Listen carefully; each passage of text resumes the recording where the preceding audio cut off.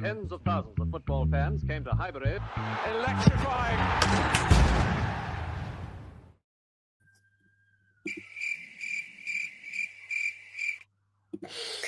Hello and welcome to this week's episode of the Roundup on the Cannon podcast. I had that intro planned because clearly nothing has happened in the past week or so. So today we will mainly talking about outgoings, but perhaps we have one incoming to maybe talk about. Without further ado, there's no point me hosting this show by myself, so I'm very fortunate to be joined by someone whose show I often attend, my good friend, Faisal Carnage. How are you, sir?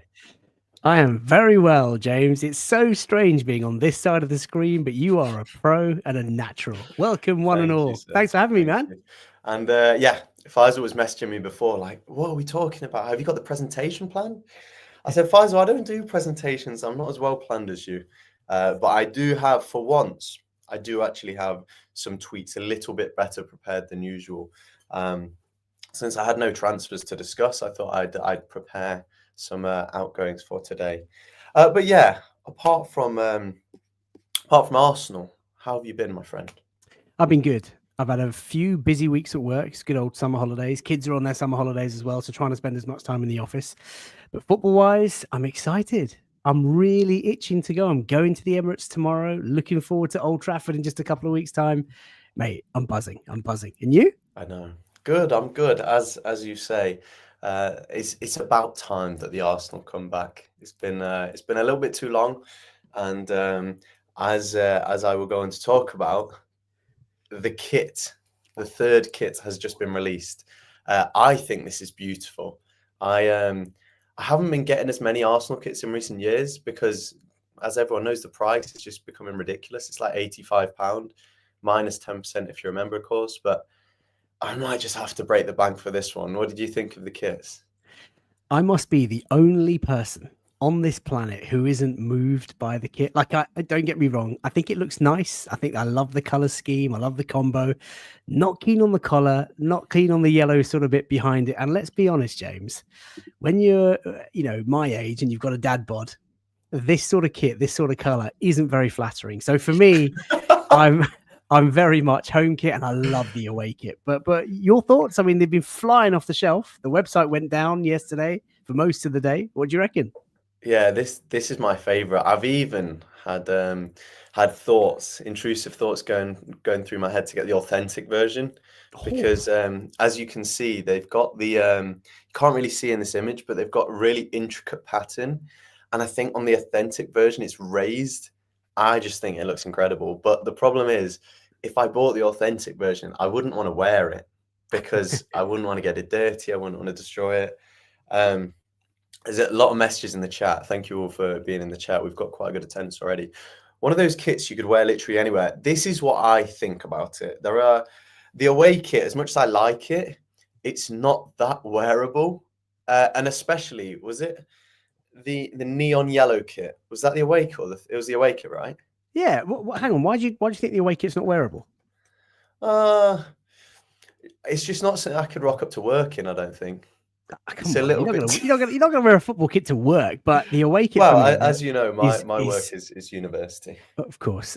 But look, the away kit's like a play on this. I absolutely love it. It's I got to be honest. I'm loving the away kit. And listen, as much as I don't, sort of get moved by the shirt, I've got to say the associated merchandise, James, with this range is sensational. I mean, I'm talking sweatshirt, I'm talking zip wear, I'm talking scarves, I'm talking that tango football. I've never been moved by a football as much since like I don't think I've seen it. I don't think I've seen that football. I'm gonna have to check it's sensational. It's absolutely sensational. If you're watching in the chat, just get over to the associated merch and just fill your boots. We gotta fill the coffers for the Eze move, James. See, I'd love to hear people in the chat. Away kit over third, over first kit. Abu, I'd love to hear from you as well. Specifically, do you like the home kit? Not the first kit. We can't call it that. Do you like the home kit? Is it the worst of a good bunch, or are you underwhelmed by the home kit? Because I think the home kit is our best in years. I dare I say I think the away kit is the worst of the three, just because it's such an because the other two are so good. Like, of course, the home kit is limited by home kit factors. There's only so much you can do with it. I just think they nailed it. I think they've nailed the home kit. I cannot lie. The detailing on the shirt, the A sort of hidden away, it is sensational. Look, listen, Adidas do this every year. And I'm not going to lie, when you see this kit in person and when you sort of feel it and see it on other people, I'm probably going to be swayed. I'm just put off by the fact that these fine chaps look absolutely dashing in it. I don't have that figure. It's just not going to look good on me. Don't worry. Henke Ho, who is a Latte Firm regular as well, says, I almost only wear football shirts and I've got a dad bod. And he agrees that the third kit is best. How many times do you think this is going to get worn, James? I mean, we had that pink shirt, which was sensational. And we wore it, once down at Bournemouth? Maybe twice? Twice, I think. First game of season at Palace?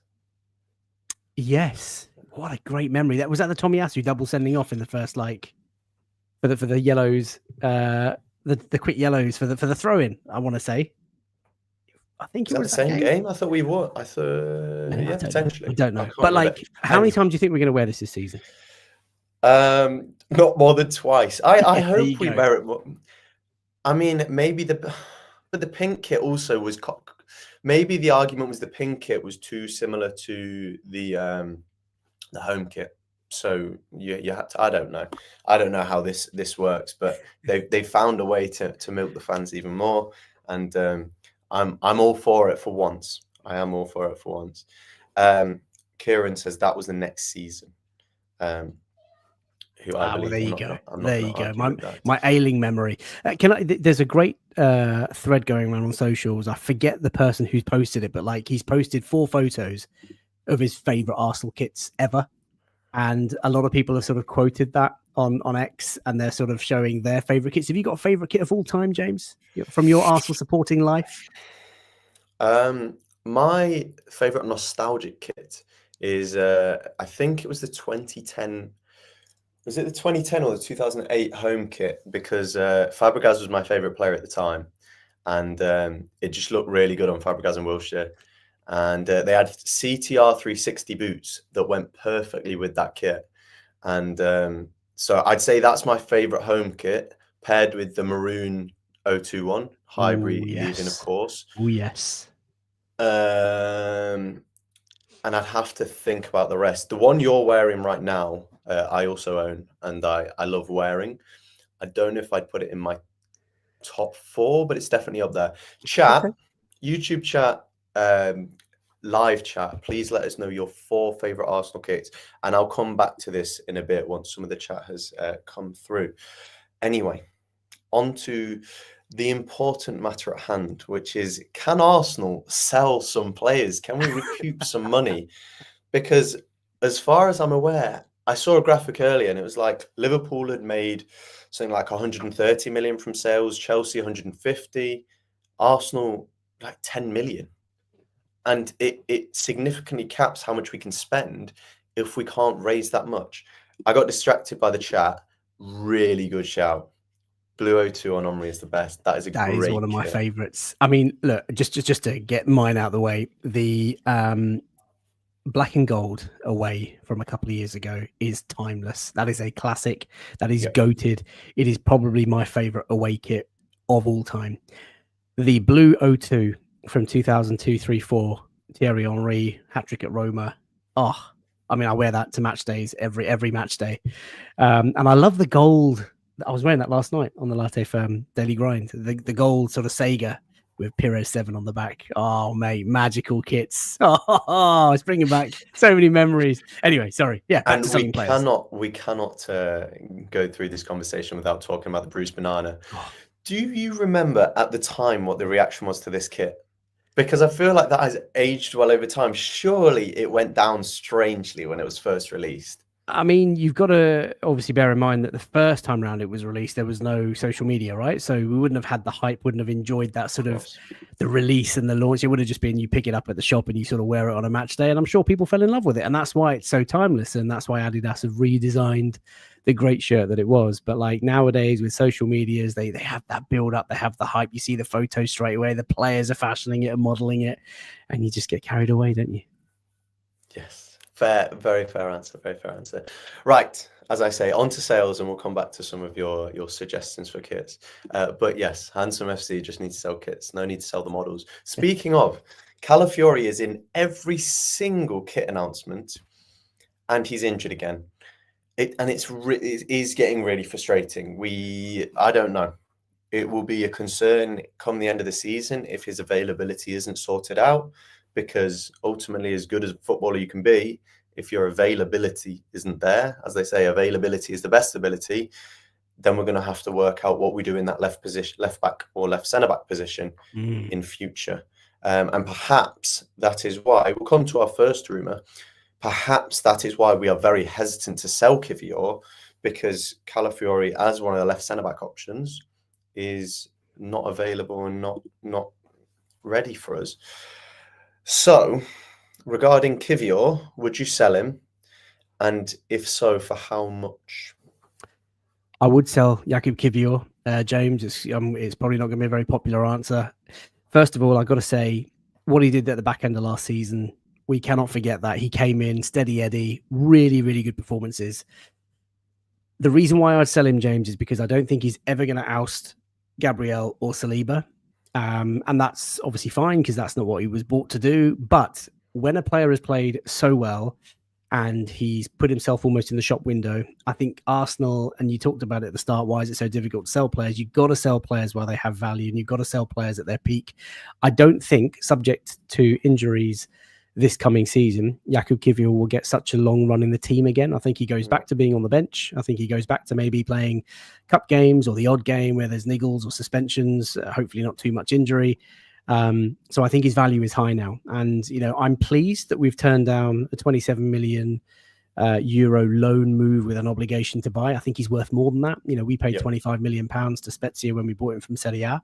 So we should be looking north of 35 million pounds. He's a Polish Champions League level, Premier League level, acclimatized in London player, decent age, mid-20s. There's value there. So I'd sell him. It's got to be for the right price. And sadly, I don't think he's going to be a first teamer at any point in his career because of the two that we have ahead of him who are absolutely insane. Absolutely no shame in that either. I also feel like he's the sort of player that if you platform him and put faith in him and give him confidence, he will only improve, because we've seen his ability. That cross he made for, can't remember who he assisted. Saka. Saka, that's the one. Unbelievable cross. And we've seen that we don't actually have another defender that I believe has that range of passing. But it doesn't matter what his range of passing is when Gabriel, in terms of pure defensive ability, is one of the best in the world. So I absolutely agree with you. I would also sell him for the right price. And it is refreshing to me that for once we do have that luxury of saying, no, we're not going to get bent over, for want of a better word, in the market. And we will stand our ground, because not only will this get us more money for the player, hopefully, but it also sets a precedent in the market that you can't just lowball us for our players, because we don't need to sell them. Because ultimately, if we go into the season with Kivor at centre-back, we'll be more than happy. There are players who we will be discussing today who we do need to get out the door, and there's no space in the squad whatsoever. But Kivor isn't one of those. If we don't sell him this season, I'm sure we will probably do the same next season. And the player that we seem to have lined up to replace him, we'll just sign a season later. So I absolutely agree. A lot of people in the chat are saying 35, 40 million player, 30 plus million with add-ons. And I completely agree. I think Porto being a bit cheeky with that bid, but hopefully they will keep coming back. I would say, James, sorry to interrupt there, but I would say that I think other clubs will know that we are sniffing around Eze. Other clubs will also know that Arsenal have had a very busy window so far. So if we want to make any more additions, we are, I wouldn't say desperate for money, but we're probably counting the pennies to make sure they all add up and we've got enough in the piggy bank.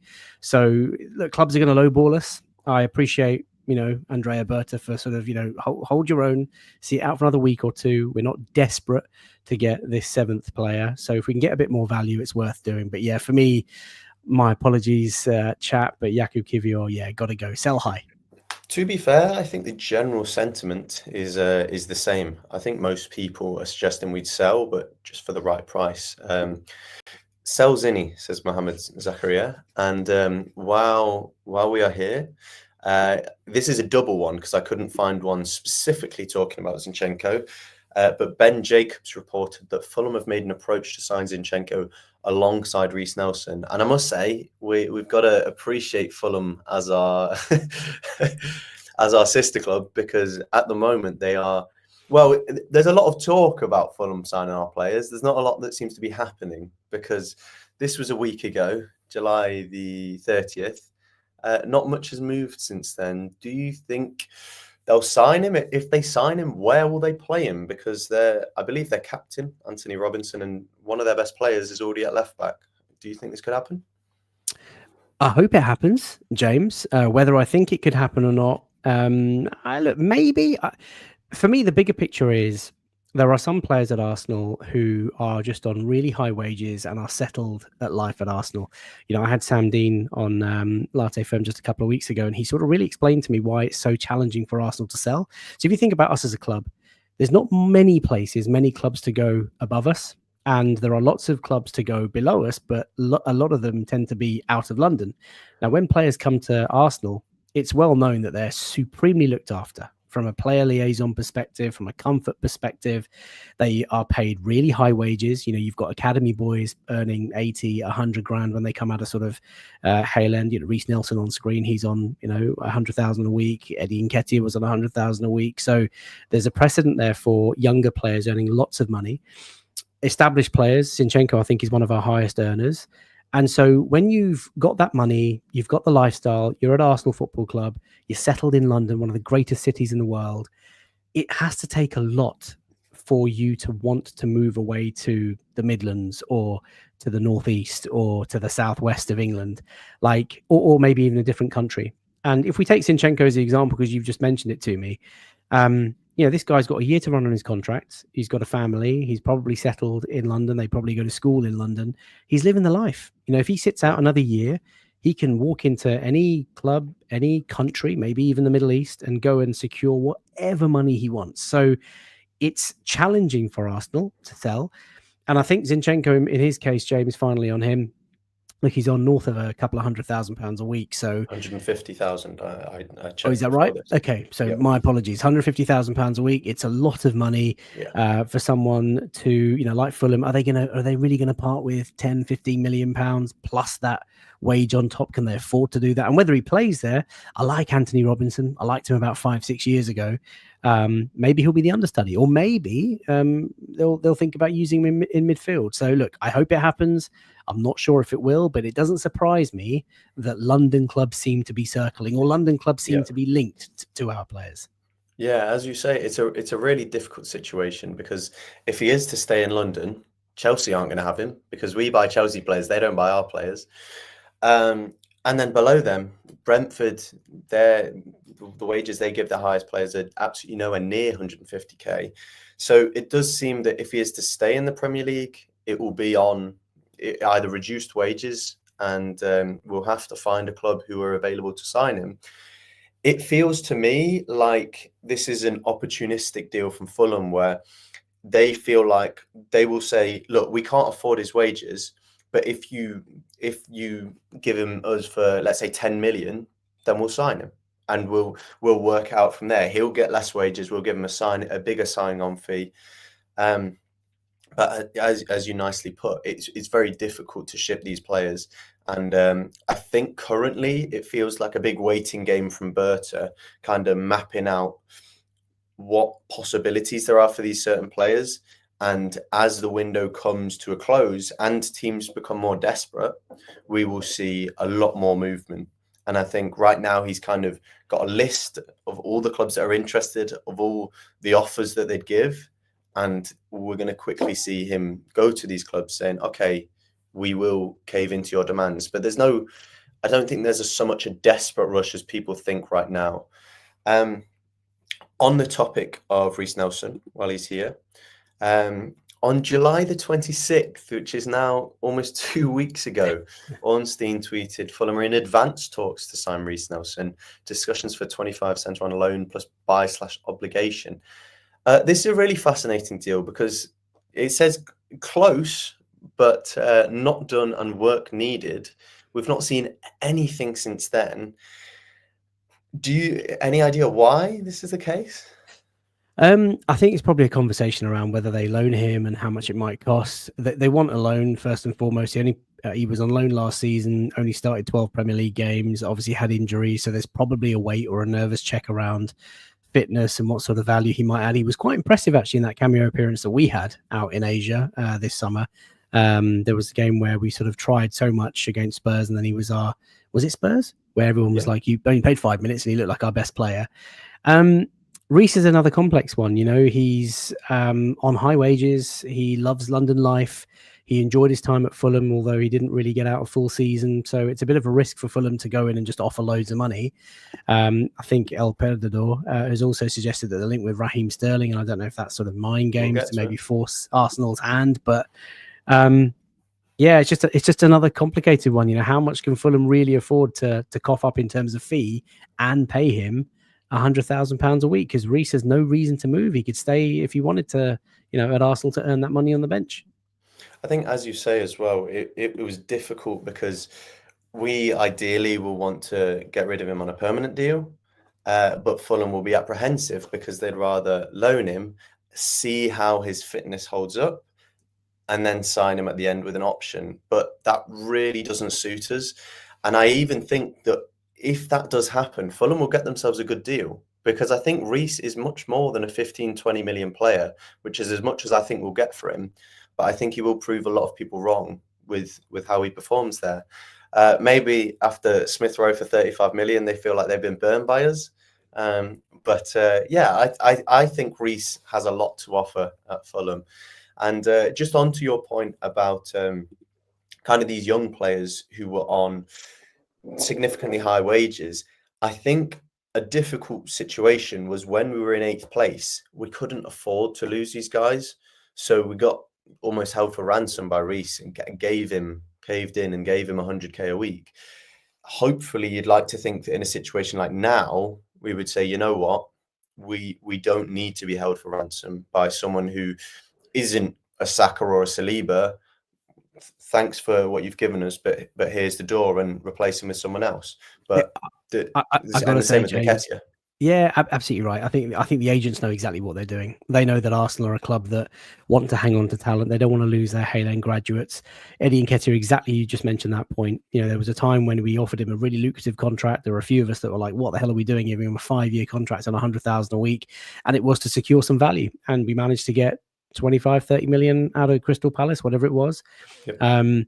Same thing, maybe they thought with Reiss, let's just sign him up to a new 4 or 5 year contract and get some sort of value out of him, but it just hasn't worked out. And the injuries haven't helped. I mean, if he was fully fit, to be fair to Eddie, he was always sort of present, always around, always available. If Reiss was fully fit, maybe we'd have had a deal done by now. Yeah.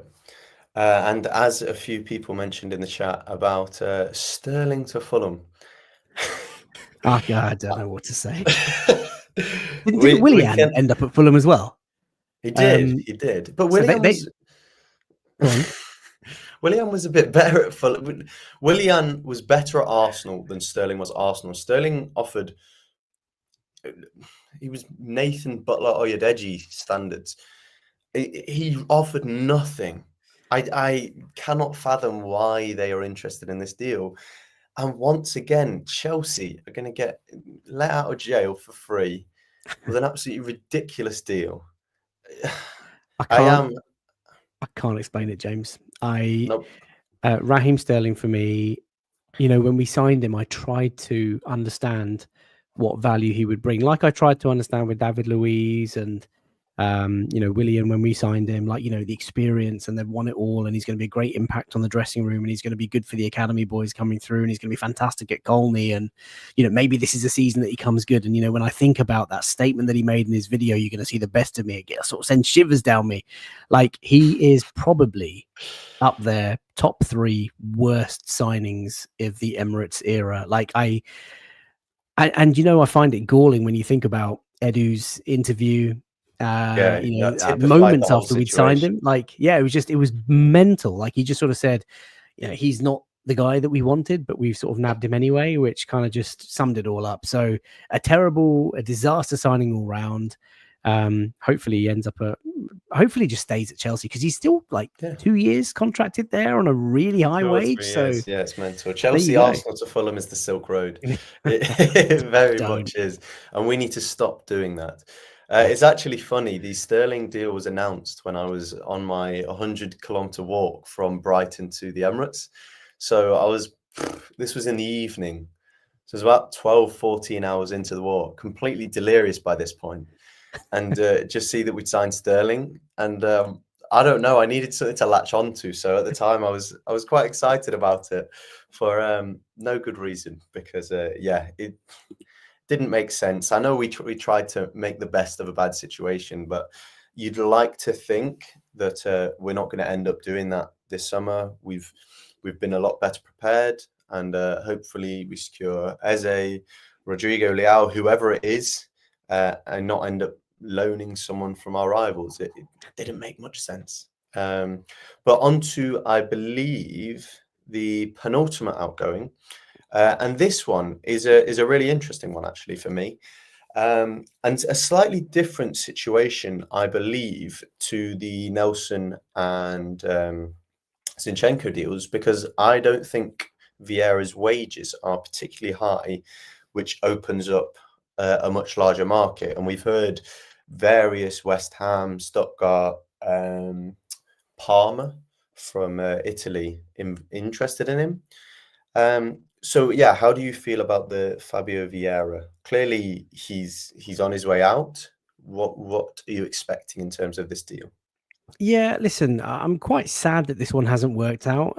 Just because, when he came, he was described as this supreme talent from Portugal and a flary sort of player, creative sort of player in midfield. And I thought, yeah, fantastic. And then, of course, he had that great appearance. I think it was down at Brentford where he scored from long range. And we thought, wow, this guy is the real deal. Didn't work out, didn't settle. Don't really quite know the sort of reason behind why it's not worked out for Fabio Vieira. I guess just to jump on that quickly, being Ødegaard's understudy, being the understudy of our captain, is not an easy thing, because Ødegaard does so much for us in terms of pressing, on the ball, off the ball, and his leadership. So Fabio Vieira, he can't really replace that. You have to tweak the system, and I don't think we really did that to accommodate him. And similarly to the Kivor situation, he never got any consistency. He played 1 or 2 games here or there. So sorry to interrupt. Continue. No, not at all. I think it is hard to be the understudy to the skipper, obviously. I mean, Mikel's got to do more about rotating, and I think that's one of the contributory factors to why we can't get value for some players anymore. Like, if you give people minutes and have minutes in legs, and they can keep up a little bit of a value. Fabio Vieira just didn't get any game time, and I don't know if it's because of the acclimatization, because the league is too fast for him. There was that lovely goal that he helped when we beat Manchester United 3-1. Remember the Declan Rice with the chest down and smashed from the corner, and then he got the assist for Gabriel Jesus. Like, there's no doubt that he's a naturally talented player, but sometimes the league, the environment just doesn't suit, and we need to get money for him, because we spent £30 million plus. I want to say £34 million, I think. Wow, so that's a lot of money, and I can't imagine he's on a cheap weekly wage. So, got to get him off our books. Got to try and recoup some of that fee. Stuttgart obviously interested at the moment, as you can see, sort of on screen. And that's because, they've just lost Millet there, one of their sort of creative players. So maybe they've got some money. I don't know. But I think, we need to get some value out of him, because he's not going to play any time this season. Yeah, I think this is a fair point from Peter, is that he's not really an 8. He's more of a pure 10. And yes, it is a scouting mistake, but at the end of the day, these things can happen.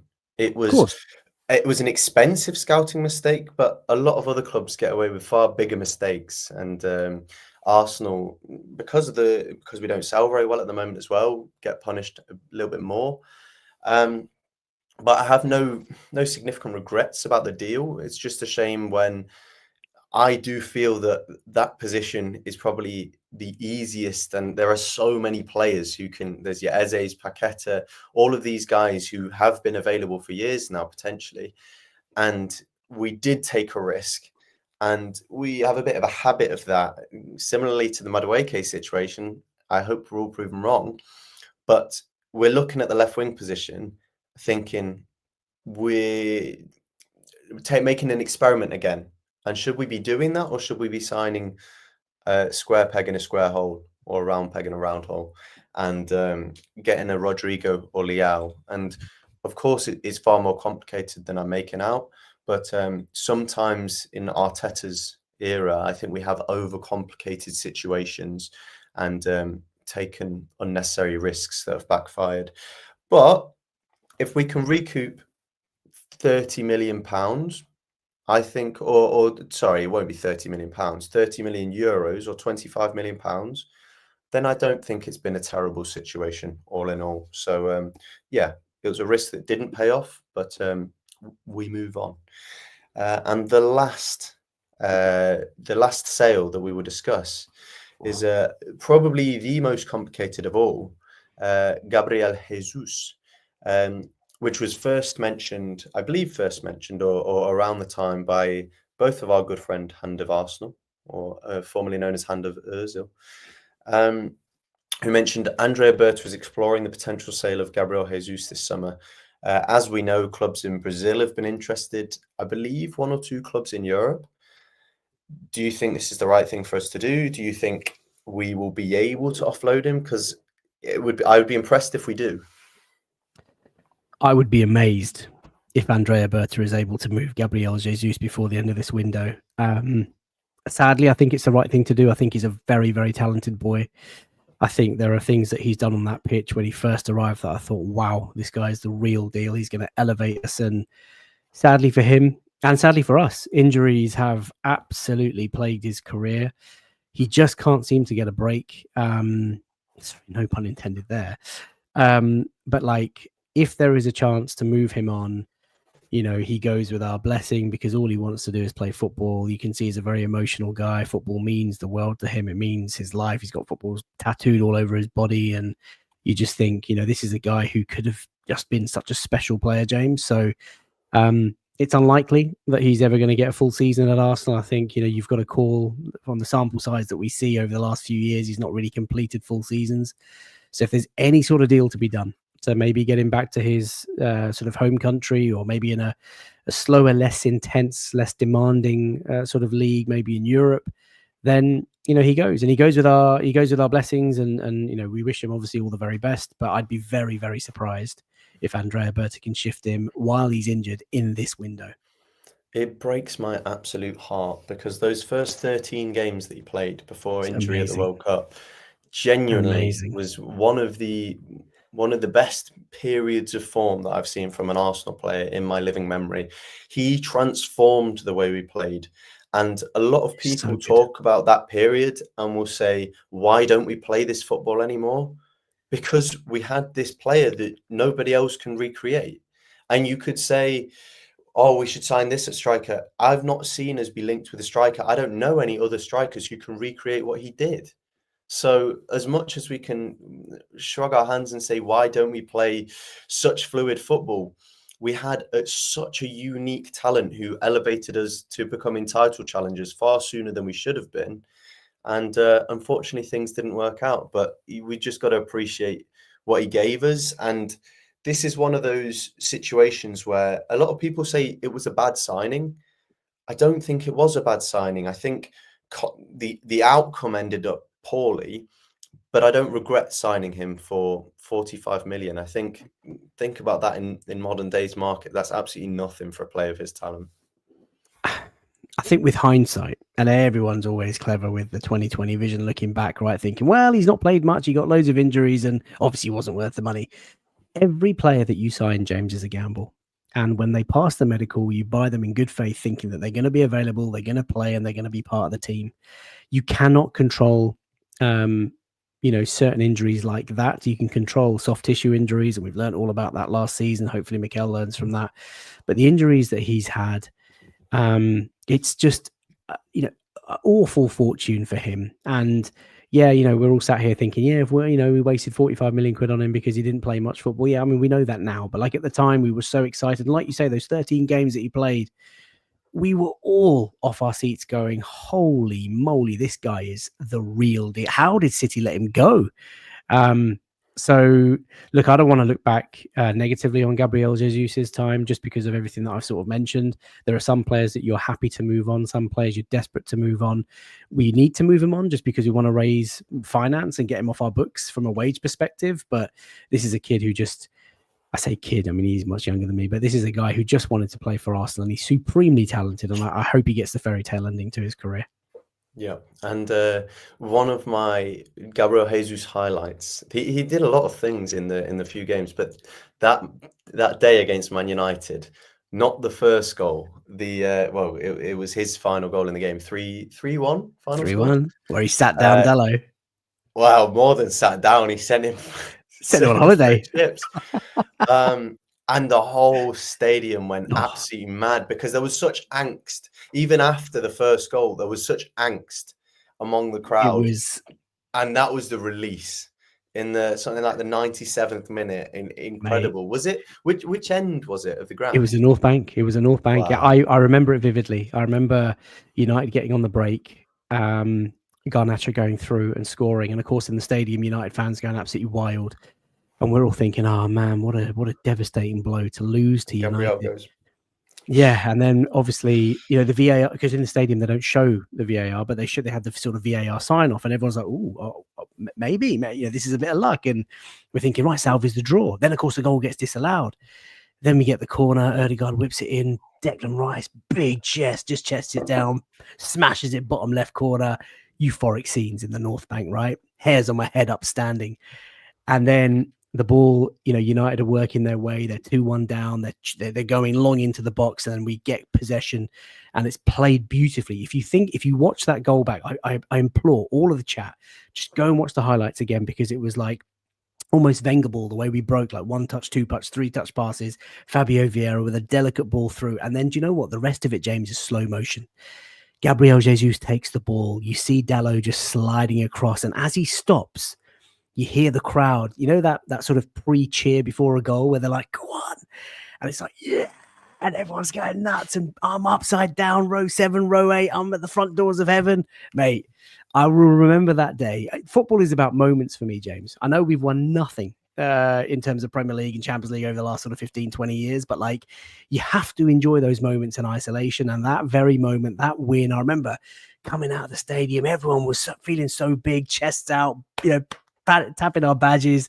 It was just against them glorious, as well. And against that lot, and it was just a glorious day. And I will never forget that. I watch it from time to time on YouTube just to get the highlights, and it does send shivers down my spine. Big Declan Rice. It was his first goal, I think, for Arsenal. And then Jesus, I think it was his first goal. The Cannon podcast chat. Yeah, they are a different level. I'm sure they're going to correct me very, very quickly. As Forder said in the chat, I think before FK went and beautifully, eloquently explained that Jesus goal. Don't forget to check out Latte Firm live at 8:30. We will go on right as the show finishes. We will speak about this a little bit more. But you will find plenty more of that beautiful analysis from FK on the Latte Firm channel. So final player, and then we'll take some quick questions at the end, was a very rogue one, a player that I personally cannot say I'm an expert on at all.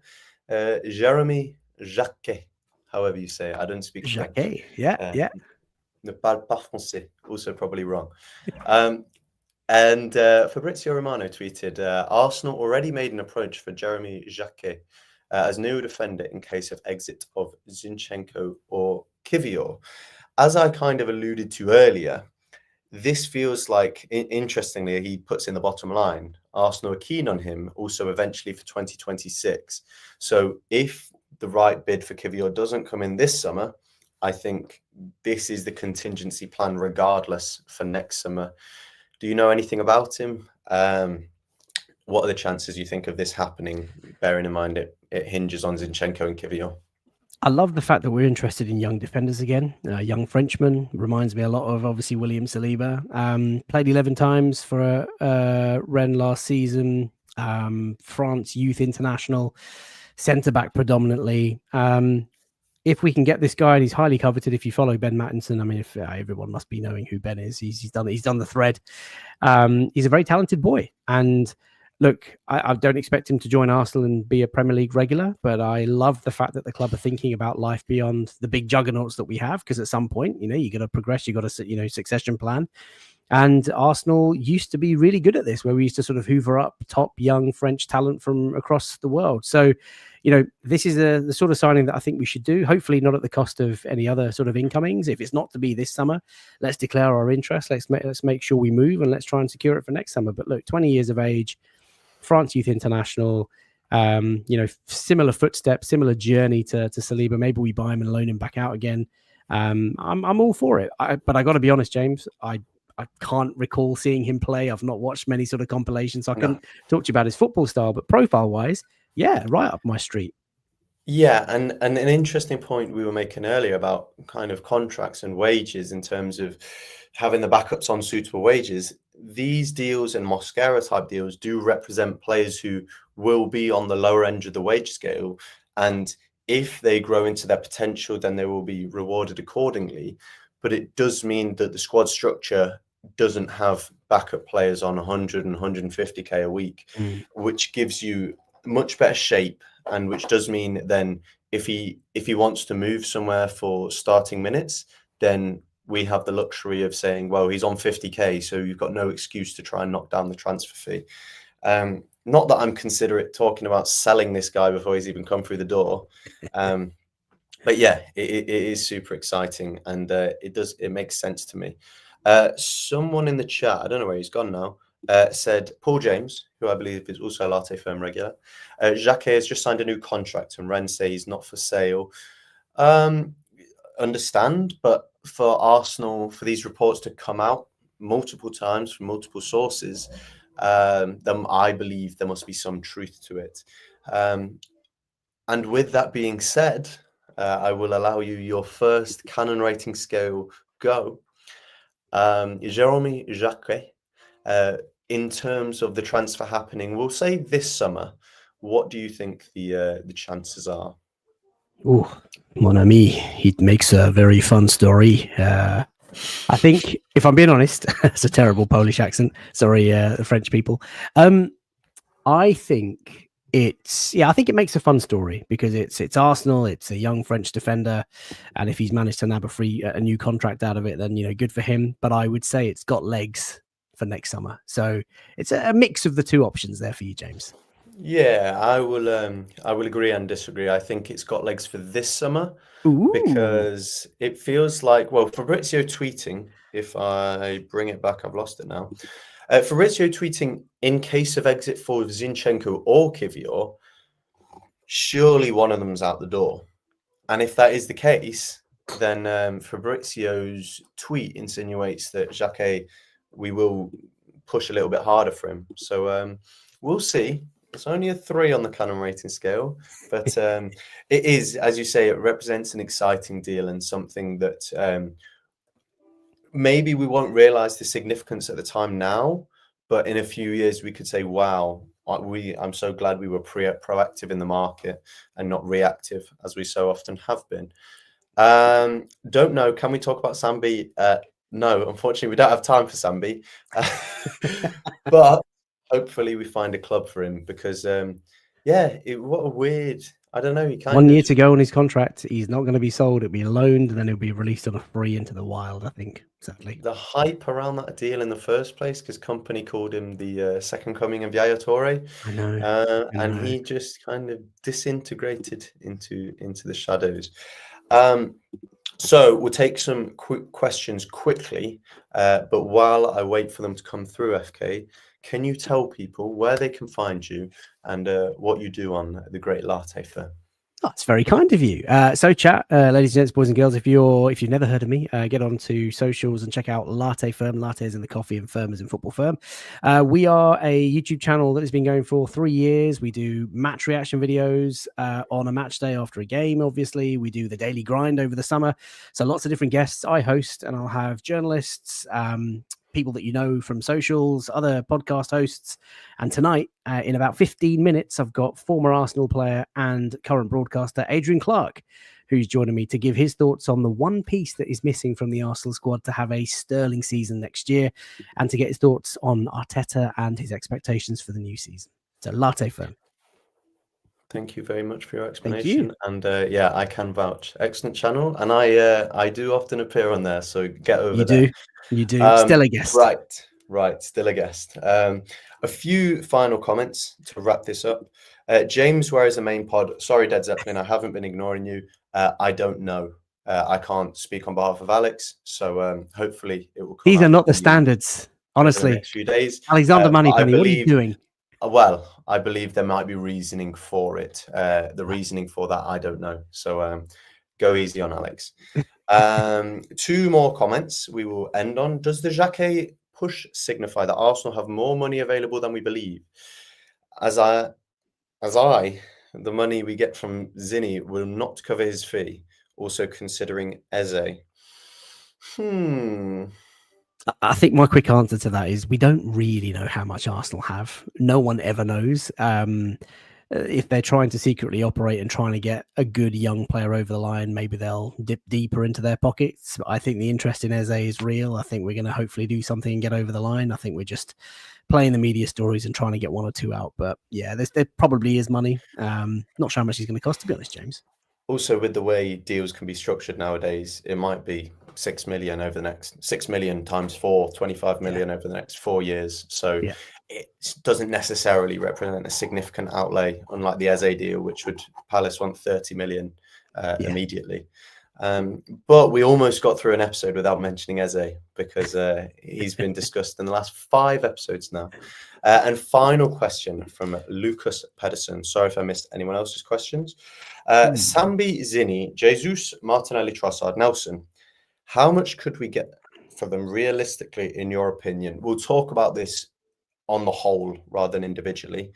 So how much do you reckon we'll make in total? What, we're selling all of those guys? Martinelli or Trossard, or Martinelli and Trossard? Martinelli. Do I have to sell Martinelli? I don't want to sell Martinelli. I mean, look, just quickly, Sambi, we're not going to get anything for. Zenchenko, max 10. Jesus, I don't think is going to go. Martinelli, if we were to sell him, you'd want 70, 80 million, but you're probably not going to get that much. Trossard, 12, 15. And Nelson, maybe another sort of 12, 15. So you're probably talking 50 mil for the lot, excluding Martinelli. 12, 15 for Trossard. Yeah, I mean, terrible sale. But he's got 2 years 31. Left. He's not getting younger. He's not going to get any better. He's not. I mean, he didn't really set the world on fire last year, James. I know he comes up clutch off the bench, but like there were games where he came off the bench and was just a passenger. I don't know. I mean, look, I'd love to say that we'll get 15 million for Sambi and 25 for Zinchenko and another 20 for Jesus on a good day, and we'll get 100 million for Martinelli because he's 23 and he's so exciting, and Trossard will absolutely recoup what we're going to pay, what we paid for him. But in reality, it goes back to that point earlier about these guys are settled on high wages in London. There's no incentive for them to move, or very little incentive for them to move. Yep. And quickly to list off a few numbers. Sambi 0 to 5, Zinny 10 to 15, Jesus 0, Martinelli 60 if we sold. I don't think we'd sell him for less than 50, 60. I would hope not. I'll be devastated. Trossard 20, 25, and Nelson.